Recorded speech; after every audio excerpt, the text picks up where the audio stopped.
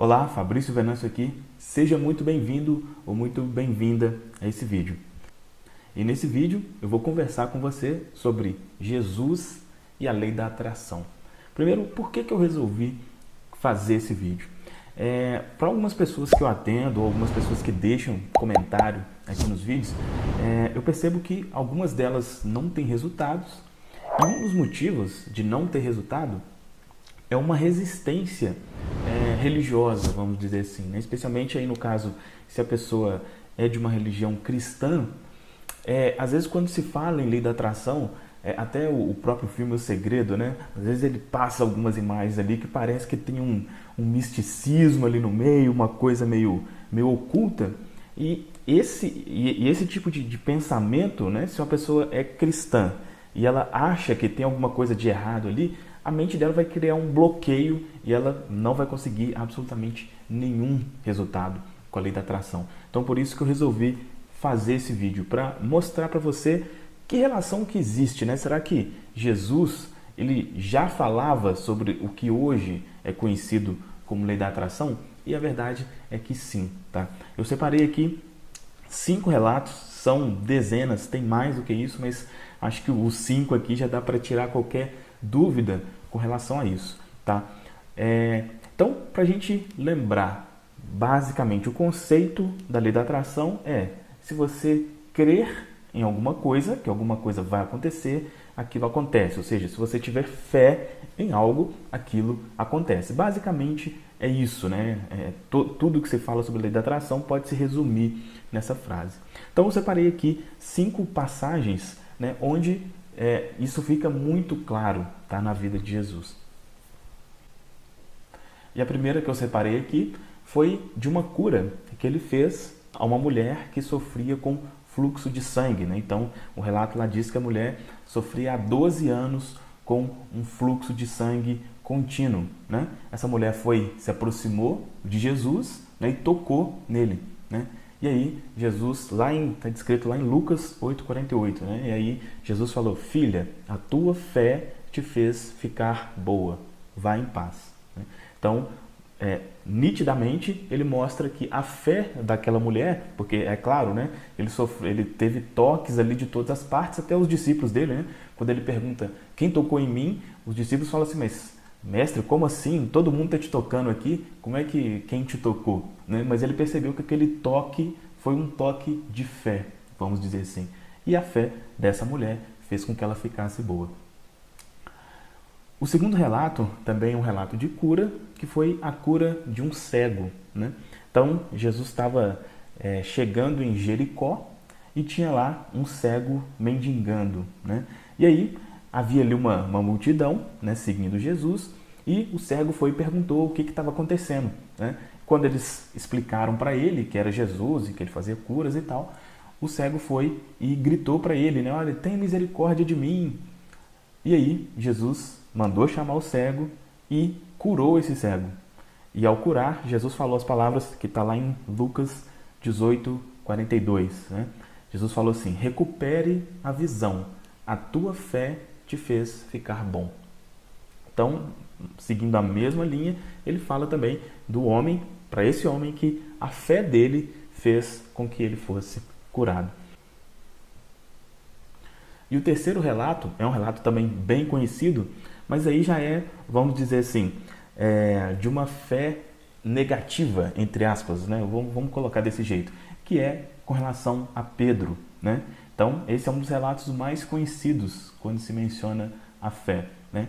Então, o relato diz que Pedro vê um homem andando sobre as águas, ele fica ali com medo, mas quando ele pergunta, né, quem que é o homem fala, se identifica como Jesus.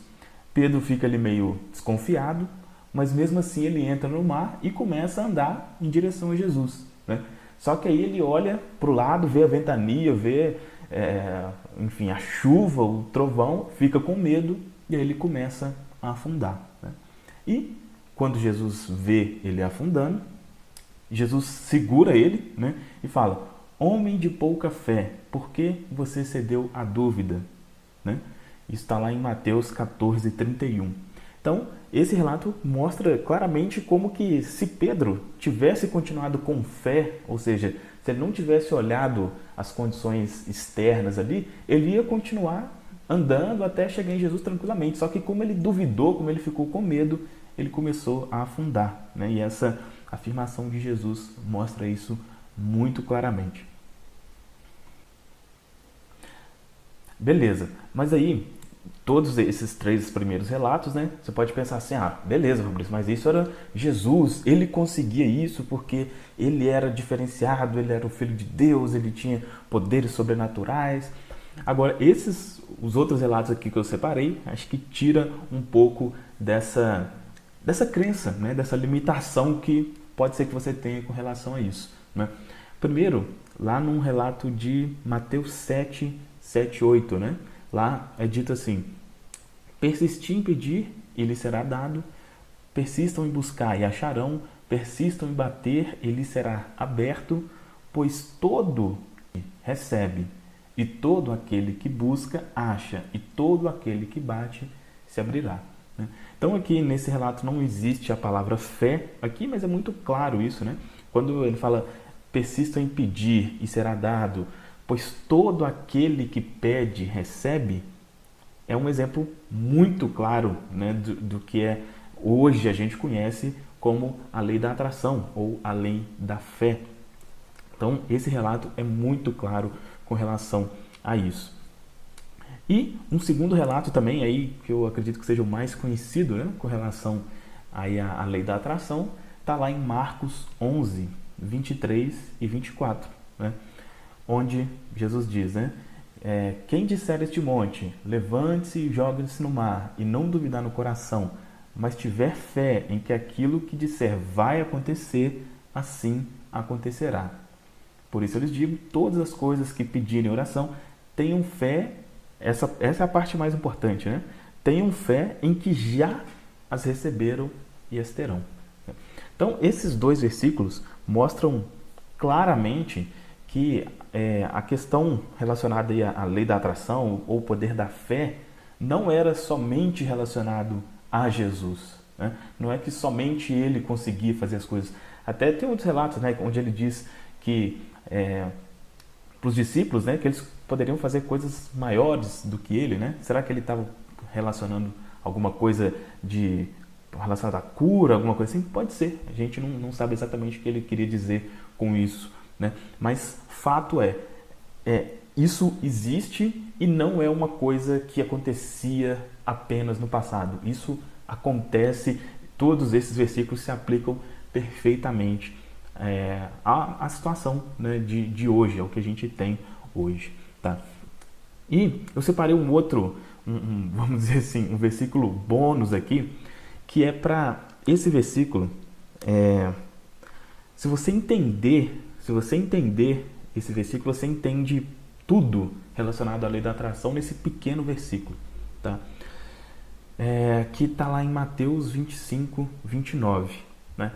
Então, só para contextualizar aqui, nessa ocasião desse versículo, Jesus ele fez ali uma ilustração, né? Ele falava muito por ilustração, e ele fez a ilustração dos talentos, né? Falar que um homem rico foi viajar e ele deu tantos talentos para um, tantos para outro, tantos para outro. Aquele que ele deu, acho que 100, né? Teve mais, enfim, o que teve 70 duplicou, o 60, né? Duplicou, enfim. E teve um escravo lá que recebeu um talento só e escondeu aquele talento, né? Mas isso é só para contextualizar. E aí, esse versículo, ele explica, ele está dentro desse contexto, mas ele explica detalhadamente como funciona a lei da atração, como funciona o universo, tá? Lá, Mateus 25, 29, diz assim, olha: pois todo aquele que tem, mais será dado, e ele terá abundância. Mas daquele que não tem, até mesmo o que tem será tirado. Olha só a profundidade desse versículo e como que ele parece completamente sem lógica. Isso é uma coisa que, se a gente for analisar friamente, vamos dizer assim, é uma coisa muito injusta, né?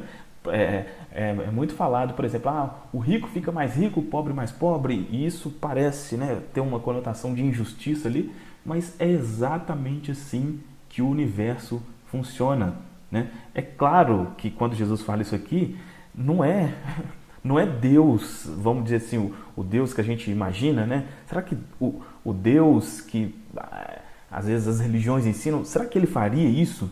Ele daria muito a uma pessoa que já é rica e uma pessoa que é pobre, ele não daria nada? Isso não faz o menor sentido.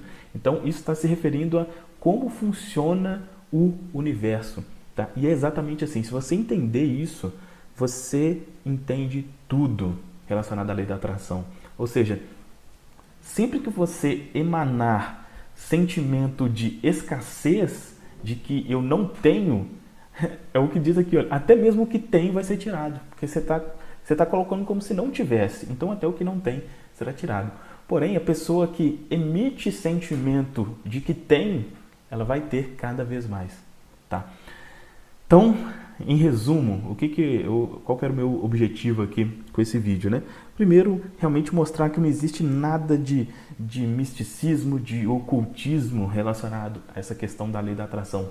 É algo que, até para, vamos dizer assim, por objetivos comerciais, obviamente, o filme tem esse nome, O Segredo, e fala de algumas coisas que dá essa conotação, mas não existe absolutamente nada disso, tá? E uma segunda coisa que eu acho muito importante é que, assim, normalmente, às vezes, a gente... a lei da atração, ela ganhou uma fama meio ruim, porque parece que sempre quando fala em lei da atração, fala sobre dinheiro, riqueza, sobre isso, e é óbvio, não tem nada de errado com isso, mas o objetivo vai muito além disso, ela vai muito, muito além disso. E esses conceitos, né, esses versículos aqui mostram exatamente isso. Tá? Então, se você tivesse qualquer limitação com relação a isso, de que é uma coisa meio esotérica, eu acredito que esses versículos possam ter ajudado a se livrar disso, porque se você tiver esse pensamento, pode ter certeza que realmente nada, né, considerando a lei da atração, vai funcionar para você. Beleza? Deixa um comentário aqui falando o que você achou desse vídeo. Se você concorda ou discorda, né? Se discordar também não tem problema nenhum. Deixa um comentário aqui. E se você gostou, dá aqui um like para ajudar, né? Para mostrar que gostou e para ajudar esse vídeo a chegar a mais pessoas. E se inscreva no canal para você ser atualizado sempre dos novos conteúdos aqui. Beleza? É isso então. Um grande abraço e até o próximo vídeo.